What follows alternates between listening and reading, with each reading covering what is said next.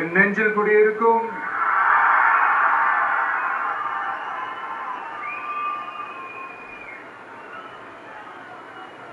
என்னுடைய தோழர்களுக்கும் தோழிகளுக்கும் தமிழக மக்களுக்கும் என்னுடைய வணக்கம்.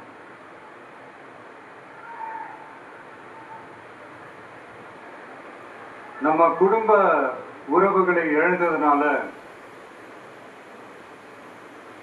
சொல்ல முடியாத வேதனையிலும் வலியிலும் இவ்வளவு நாளா இருந்தோம். அப்படிப்பட்ட அந்த சூழல்ல நம்ம சொந்தங்களின் மனம் பட்டு இருக்க வேண்டியது நம்மளுடைய கடமை.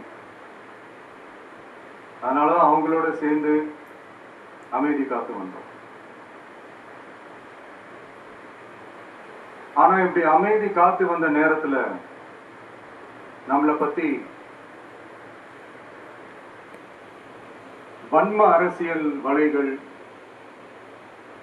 அர்த்தமற்ற அவதூறுகள்னு இந்த மாதிரி நிறைய விஷயங்கள் நம்மளை பத்தி பின்னப்பட்டன, பரப்பப்பட்டன. இது எல்லாமே சட்டம் மற்றும் சத்தியத்தின் துணை கொண்டு துடைத்து எறிய தான் போறோம்.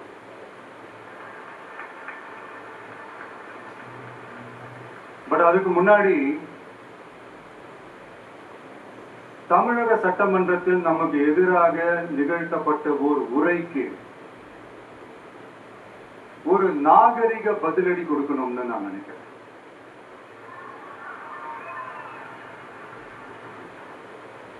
அரசியல் செய்ய விருப்பமில்லை, அரசியல் செய்ய விருப்பமில்லைன்னு அடிக்கடி சொல்ற முதல்வர் நம்மளை குறிப்பிட்டு பல்வேறு அவதூறுகளை பதிவு செய்வதன் வாயிலாக பெருந்தன்மையை பெயரளவில் மட்டுமே பேசும் முதல்வர் 15/10/2025 அன்னைக்கு தமிழக சட்டமன்றத்தில் நமக்கு எதிராக பேசிய பேச்சில் எவ்வளவு வன்மத்தை கக்கியுள்ளார் என்பதையும், எப்படிப்பட்ட ஒரு அரசியல் செய்ய முயல்கிறார் என்பதையும் தமிழக மக்கள் உணராமலா இருப்பாங்க.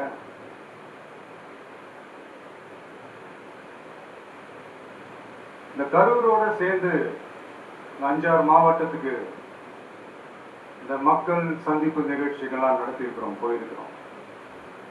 அங்கெல்லாம்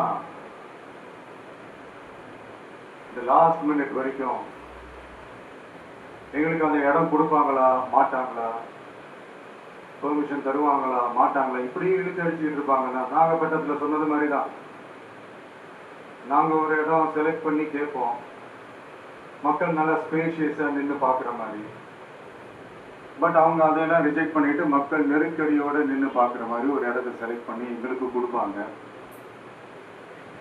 இது டிஃபால்ட்டா எல்லா இடத்துலையும் இந்த ஒரு ஆர்குமெண்ட் நடந்துட்டு இருக்கும்னு வைங்க. அது மட்டும் இல்ல, இந்தியாவிலேயே எந்த ஒரு அரசியல் கட்சி தலைவருக்கும் கொடுக்கப்படாத கண்டிஷன். பஸ்ஸுக்குள்ளேயே இருந்து பார்க்கணும், மேல கை காட்டக்கூடாது, இப்படிலாம் ஒரு அதீத கட்டுப்பாடுகளை கொடுத்த உடனே எங்க சைட்ல இருந்து ஒரு அறிக்கையை வெளியிட்டோம். அது மட்டும் இல்ல, தமிழக வெற்றி கழகம் சார்பாக அனைத்து கட்சிகளுக்கும் சமமாக ஒரு முறையான ஒரு பொது வழிகாட்டு முறைகள், SOPs சொல்லுவாங்க, அதையும் வழங்கணும்னு சொல்லி உயர் நீதிமன்றத்தையும் நாடி இருக்கணும். இதுவும் தமிழக மக்கள் உணராமலா இருப்பாங்க. இப்படி ஒரு அரசியல் காழ்ப்புடன், நேர்மை திறனற்று நம்மளை பத்தி குற்றம் சாட்டியுள்ள குறுகிய மனம் கொண்ட முதல்வர் அவர்களுக்கு ஒரு சில கேள்விகள். உச்ச நீதிமன்றத்தில், அதாவது 13/10/2025 அன்னைக்கு உச்ச நீதிமன்றத்தில் நடந்த அந்த விவாதங்களை வைத்தும் அந்த உத்தரவுகளை வைத்தும் இது கேள்விகள்.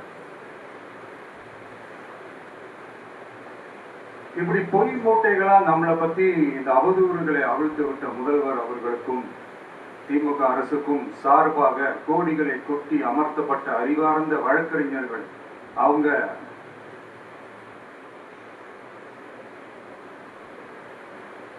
இந்த கபட நாடக திமுக அரசோட தில்லுமுல்லுகளை தாங்கி குடிக்க இயலாமல் உச்ச நீதிமன்றத்தில் திக்கு திணறி நின்றது.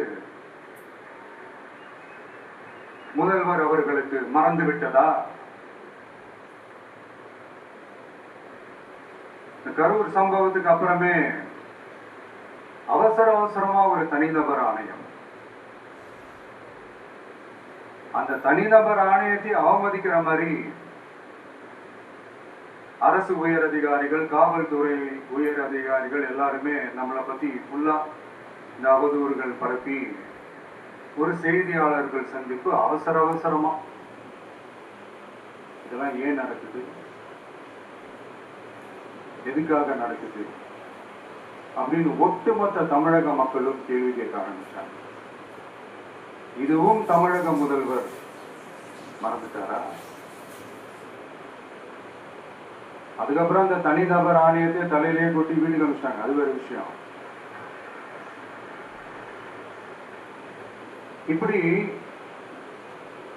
இப்படிலாம் கேள்வி கேட்ட உடனே ஏதாவது பதில் சொல்லி ஆகணும்ல. அதனால சட்டமன்றத்தில் பேசும்போது உண்மை நிலையை தெளிவுபடுத்தத்தான் அப்படின்னு ஏதோ இந்த சட்ட ரீதியாகவும் சத்தியத்திற்காகவும் நடந்தது போல ஏதோ சாமர்த்தியமா பேசுறதா நினைச்சு பேசியிருக்காங்க.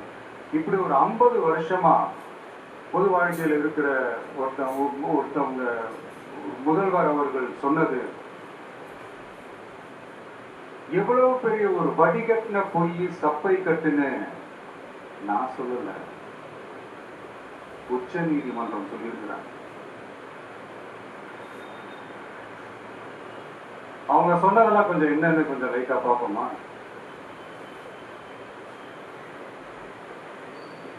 The comments which have been made before the media by the top officers of the police department may create doubt in the minds of the citizenry on impartiality and fair investigation.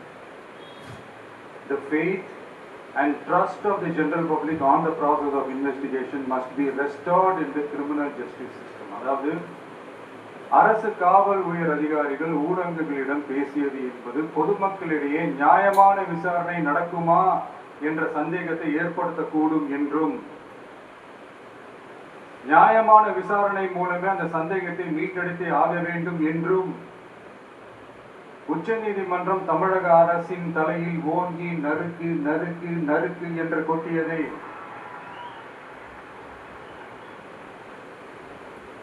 முதல்வர் அவர்கள் மறந்துட்டாரா?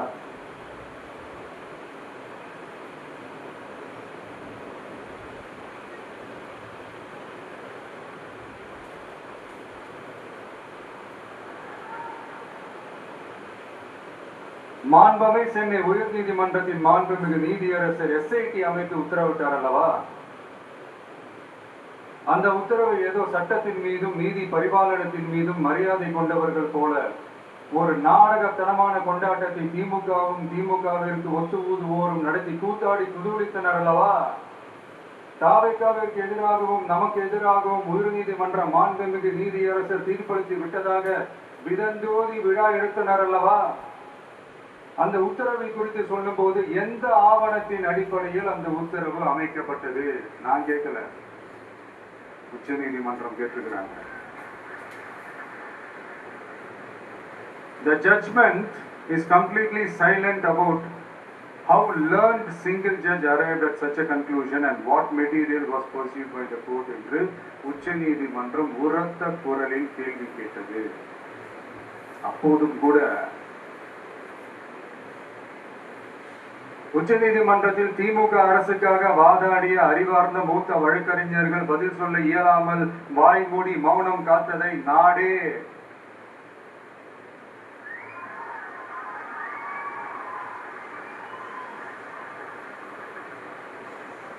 பார்த்ததல்லவா? இதையும் முதல்வர் அவர்கள் மறந்துட்டாரா?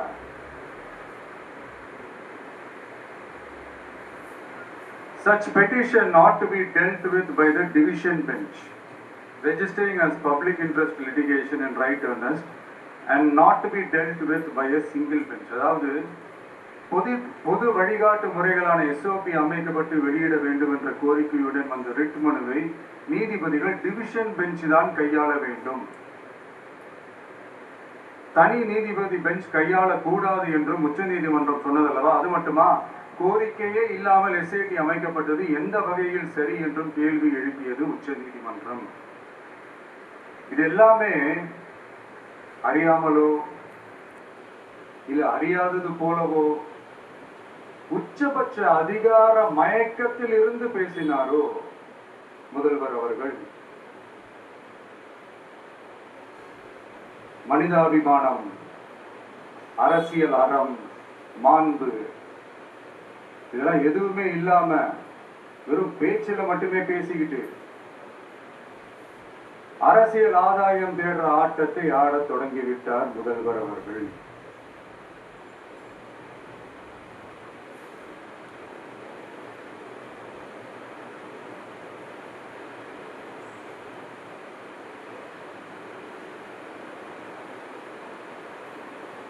இதெல்லாம் என்ன அவங்களுக்கு புதுசா? என்ன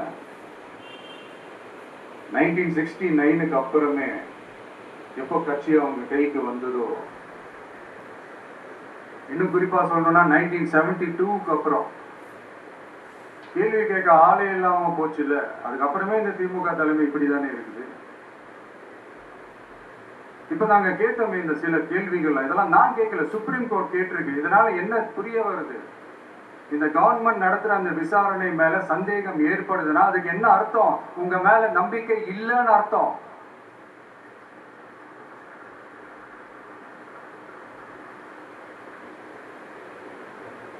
இதெல்லாம் ஏன் எதுக்காகன்னு முதல்வர் அவர்களுக்கு புரியுதா?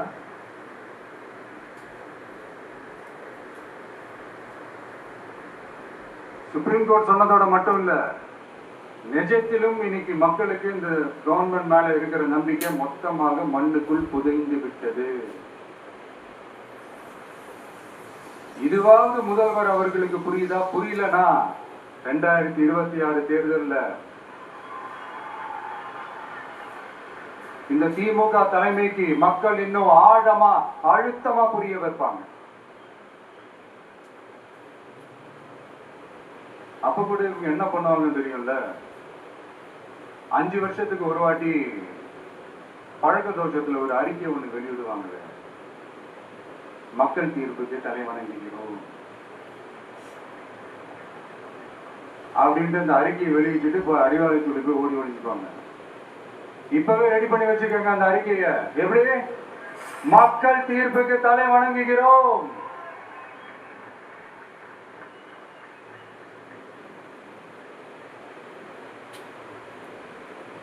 நான் போன பொதுக்குழுவில் சொன்னதுதான் இங்க நான் திரும்பவும் சொல்றேன். இயற்கையும் இறைவனும் நம் தமிழக சொந்தங்களின் வடிவில் மாபெரும் மக்கள் சக்தியை நம்ம கூடவே நிற்கும் போது எம் மக்களுக்கான அரசியலை தடுப்பவர் எவர்? அதனால தோழர்களே, நமக்கு வந்திருக்கிற இந்த இடையூறு வெறும் டெம்பரவரி மட்டும்தான். எல்லாத்தையும் தகர்த்தெறிவோம், மக்களோட கை கோர்த்து நிற்போம், மக்களோட களத்துல போய் நிற்போம். நம்ம பயணத்துல தடம் மாறவே மாட்டோம். இப்பவும் சொல்றேன், 2026ல 2 பேர் ஒண்ணு இன்னொன்னு